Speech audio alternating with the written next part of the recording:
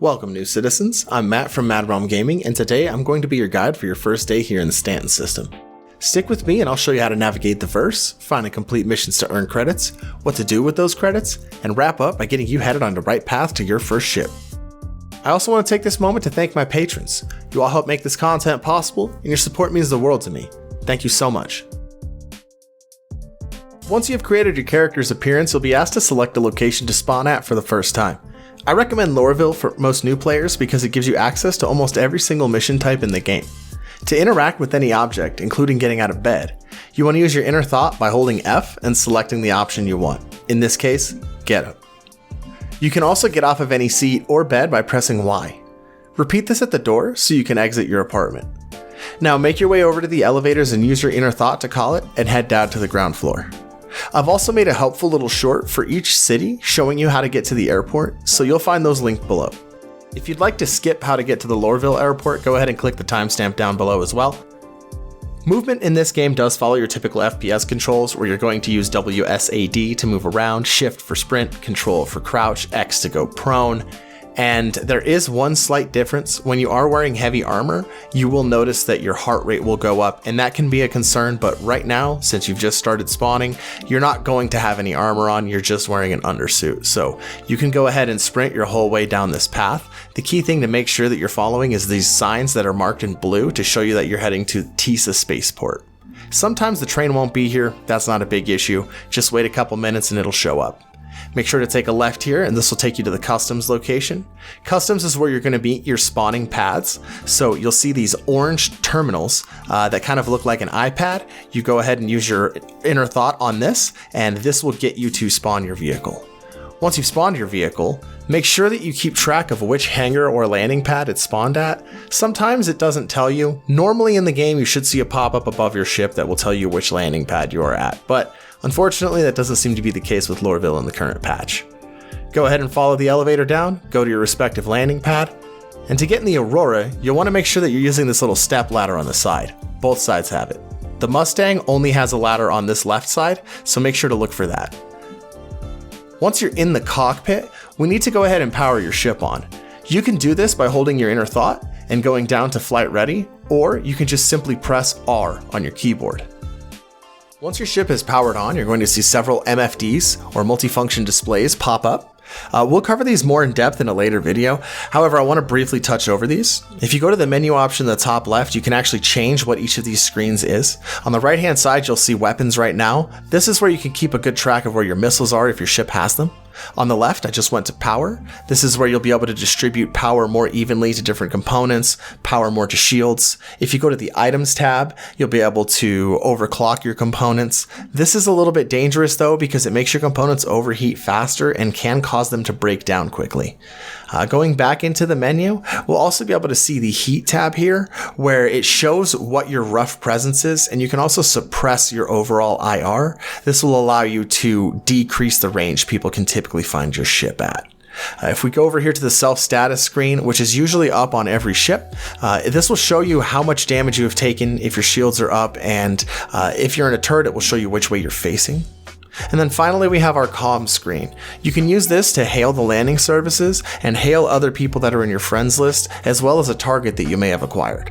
So the other way that you can also hail the landing services is by opening up your Mobiglass and going to your comms link and then your friends tab.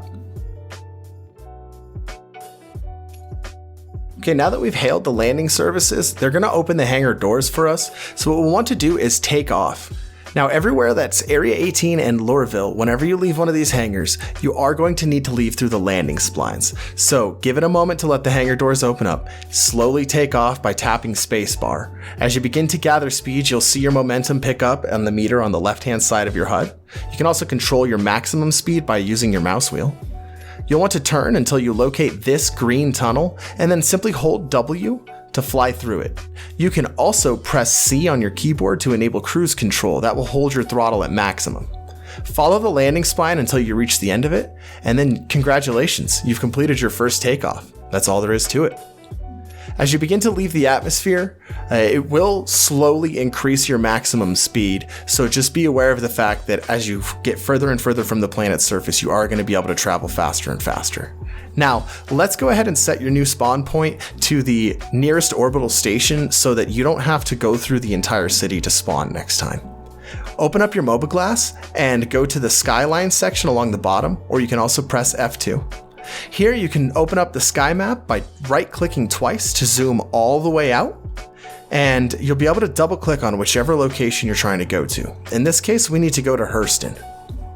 Double-click on Hurston, zoom in using your mouse wheel, and you'll begin to see some of the planetary locations pop up around the surface. We're looking for Everest Harbor. Once you've selected that, go ahead and click on Set Route and close your Mobiglass. You will see here in the top right corner, there's now a yellow arrow in the display. This yellow arrow is going to show you where you need to be facing in order to make this jump. Now, press B to turn on your quantum drive, and it may take you a moment for your ship to catch up with the direction that you're facing. That's fine, but you'll see that the spooling on the left slowly fills up. That's when you know that your ship has fully spooled and is ready to quantum jump. Hold B instead of just pressing it, and this will jump you to the location. Once you've made it, you should be pretty close and able to call for landing services. Go ahead and open up your comms link again and call for Everest Harbor. If you do see this red text that says remain stationary, do exactly that. Security is scanning your ship, and that will cost you 20,000 if you start moving and they don't complete their scan on you. It's really annoying. They won't attack you or anything, but a 20k fine for a new player can be pretty steep. Just like with doing the quantum jump, you'll see a little arrow pop up in your HUD. Follow that around until you make it to your landing pad. Line up with the nice square landing pad symbol that they give you, and one of the safest ways you can land is to press N to open your landing gear, and when you're inside of the square, holding the N button will enable auto landing. This works on any landing pad. Alternatively, you could just line it up nice and neatly and hold Control to slowly reduce your altitude and make it onto the landing pad. Congrats, you've now completed your first trip around the verse. If you do need to, once you've landed, you can simply open up your Mobiglass and go into Vehicle Maintenance Services. This will allow you to resupply, rearm your ship, and refuel your ship. This is a great way to keep your costs down so that you don't have to constantly claim and rebuild ships. Alright, now that our ship's been repaired, it's been refueled, we're all rearmed, we're good to go. Let's take back off of this landing pad, and we're going to start picking up some contracts so we can make a little bit of money here in the verse. So, take off, and what we're going to do now is open up our contracts manager. You can do this by just popping open your Mobiglass like usual, and we're going to go straight into this contract tab at the bottom. It looks like a piece of paper with a pencil on it. So there are several types of missions that we can do right out of the gate. Now, what I do usually recommend for new players is that you should be completing deliveries. Deliveries are great for when you're first starting because they give you a lot of practice with entering or exiting atmosphere and navigating around the verse. You just have to collect a few packages within the same planetary system and deliver them to the requested destination. The locations do vary pretty heavily and the payout's not so great, but it is a fantastic way to get used to flying around and really learn the locations of the verse. So in this case, I just pop it right up, go ahead and mark my map with the route, and I go to jump directly to the location by firing up my quantum drive, holding B once it's finished spooling and locking. And now this is going to give you a second jump location. So if there's multiple jumps that are required, your Mobiglass should automatically route that for you. If you're having a hard time with that, you might just need to reposition the angle that you're at. Now your quantum should jump you out around 20 kilometers away from the location. You're just going to have to fly over at this point, and this is where a lot of that practice comes into play. So once you get to a couple thousand meters out, that's usually where I recommend cutting your speed. As you get closer, it's good to have your headlights on. You can enable these by pressing L if it's nighttime. And after you get your landing gear out, just kind of start feathering by tapping like W or Control so that you can kind of slowly get into the position you would like and touch down. If you just kind of hold the Control button, it's going to keep building up your maximum speed. Do also keep in mind that adjusting your maximum throttle does affect how quickly you land. Hop out of your ship and start making your way over to the facility where you're going to find your storage container. This varies widely depending on the building and the location that you're going to, as well as where you're going to be picking them up. But it is pretty straightforward. You just have to follow the little marker. It will show you exactly what you have to do, and you'll just pick up this little package and run back over to your ship, and we're going to store that inside. Now you can't do this with the Mustang, so keep that in mind. But if you want to place the package easily, just hold left click and you can just place the package just like that. It also works for stacking packages. Hop back into your pilot seat, and what we're going to do is take back off. And once you get a couple thousand meters off of the ground, because we are at a moon, moons tend to have much lower gravity than planets and a lot less atmosphere as a result. We're going to go ahead and set our route and jump over to that new location. Grab your package on the way out, and sometimes you will also get stuck with some pretty intense weather. You may notice that you're moving slowly. A lot of the time that's just going to be because you're going against a storm or something. Find one of these shipping boxes. This is also a location where you may have to pick up a package. Select that you have to either pick up or drop off, and then this is where you're going to be placing that package. After you have put all of them where they need to go, you will get paid out for the mission. That's why these tend not to pay the best, because you have that problem of needing to drop off 4 different locations and sometimes they're a little far. Maintenances are basically this as well. You're just dumping the package in space most of the time. Investigations typically consist of having to find wreckage or an explorer who got lost in a cave. Some of them are finding information for insurance claims. These tend to be a little more of like your exploration style of missions. You can find these just by going to your investigations tab. Typically, once you've completed one of them, you unlock the rest, and each system has a different one that you're supposed to start with. Payout's not that good, but it is pretty fun gameplay, and you get to kind of explore the universe in a different way, so I do recommend giving these a shot and just seeing if you like them in general. Now we're on to the combat missions of the game. This will consist of bounty hunting, mercenary missions, ECN alerts, and service beacons. These contracts fulfill most of those slots, but I don't recommend doing the ship combat missions right out the gate, as they typically tend to be pretty difficult if you're not used to the combat system yet. What you can do are these neat little bunker missions where you can fly down with your starter ship, and there are some pretty mean turrets you can try to take out. I recommend just hanging out behind a nearby hill and parking within about 1,000 meters. That way you can just hoof it on foot your way there. It does have typical first-person shooter controls, so you're going to be hitting Q and E to lean, you right-click to aim down your sights, left-click to shoot. You can throw grenades by hitting G and then left-click to overhand, right-click to underhand. These are pretty fun to use as well. You also have shift for sprint, control for crouch. So once you get up to the bunker, you'll want to head downstairs. I'm doing this with just the starting pistol. I don't even have an extra clip. The reason why? These missions are incredibly easy. The NPCs are pretty stupid. You can just lean around the corner here, shoot the first guy that you see, look around for his buddy. If he has a buddy nearby, go ahead and shoot him. They're not really paying too much attention. Pick up his gun, and then go clear out the rest of the bunker.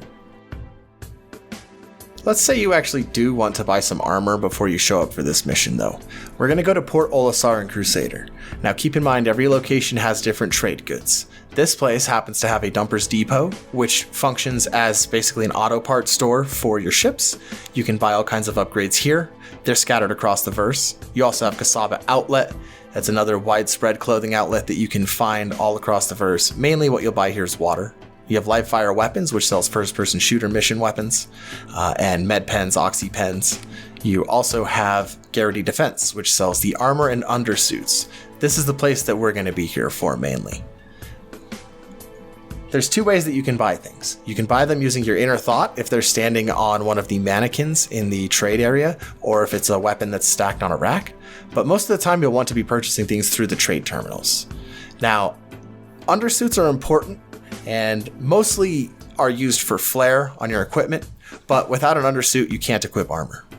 Armor affects the temperature range that you're able to experience, and it also impairs your movement. So keep in mind that the heavier the armor you are wearing, the more weaponry you'll be able to carry, the slower you will move. It doesn't really affect how much damage you can take too much right now, but it's still good to have armor. I usually recommend buying this rucksack core, that way you can do some mining and you'll have a pretty extended inventory with that. To equip your equipment, you'll want to open your Mobiglass and go to your equipment manager. Here, if you have an undersuit equipped, you'll have the option to equip your armor. Now, the key thing to remember with the armor types is that light armor allows you to equip one weapon. Medium armor allows you to equip 2 weapons, and then the main difference between medium and heavy armor is that heavy armor really slows you down, but heavy armor allows you to carry 3 grenades, 2 weapons, and a ton of ammunition. So it really depends on what you're planning on going to do. The utility tab is where we're going to be equipping those grenades. It's also where you can equip your hacking chips and where you're going to be able to equip med pens, oxy pens, and your multi-tool in case you want to do hand mining. Also keep in mind that if you unequip an undersuit, it will keep all of that equipment stored. All of your ships are also handled through a similar inventory management system. As you can see here, I will be making a separate video here in the near future where I will be outlining how to do equipment management for your ship and be breaking that down in more detail. Alright, while we're still here at Port Olisar, let's look at the other trade terminals. If you turn around to the admin office right here in the center, you'll see that there's a refinery panel. This one is specifically for moles and prospectors. Once you've filled up, it's really simple. You just land and come over here to the refinery, and then you can just sell to the refinery. Trade terminals are where you're going to be doing your cargo runs from. A little more complicated, but still very simple. You just select the location, which is going to be the ship that you would like to buy or sell from. In this case, we're buying. And then we're going to go ahead and select medical supplies and slide it over to decide how much. It breaks down what it will cost, and then you just click purchase if you want to purchase it. Once you fly to the location that you want to sell at, you just select the ship that you would like to sell from, and that's it. You're done. You sell from that ship. As for what I would use my money for, I recommend saving up to 200k so that you can get yourself a Grey Cat Rock. It's only 172k to buy the Grey Cat Rock, and then it's 27k to rent yourself a Cutlass Black, which is one of the best ships that you could use to carry it around with. It's only 27k for a 24-hour rental, so the fact that you can make 200k in a single run using a Grey Cat Rock easily pays for itself. I would highly recommend picking one of these up, and then if you want to do the long grind out for $1.5 million so that you can buy yourself one of these and a Grey Cat Rock. If that's not for you though, I highly recommend group play. I think getting together with a group of friends and playing on pretty much any ship that somebody has is one of the best ways to do it. I mean, vary it up. The whole variety of this game is where I think a lot of the fun comes from, and it's going to be social experiences where you're going to get the most emergent and the most satisfying gameplay from. I mean, that 890 jump and Carrack aren't going to crew themselves, and what's the fun of having a ship that large if you're not going to hang out with people anyways? Alright citizens, thank you for hanging out for this one. If you've made it this far, I really appreciate it. If you liked the video, please give it a thumbs up. You know the usual drill. Subscribe, like, comment, drink water, call your parents. Have a great day everybody. Thank you for stopping by.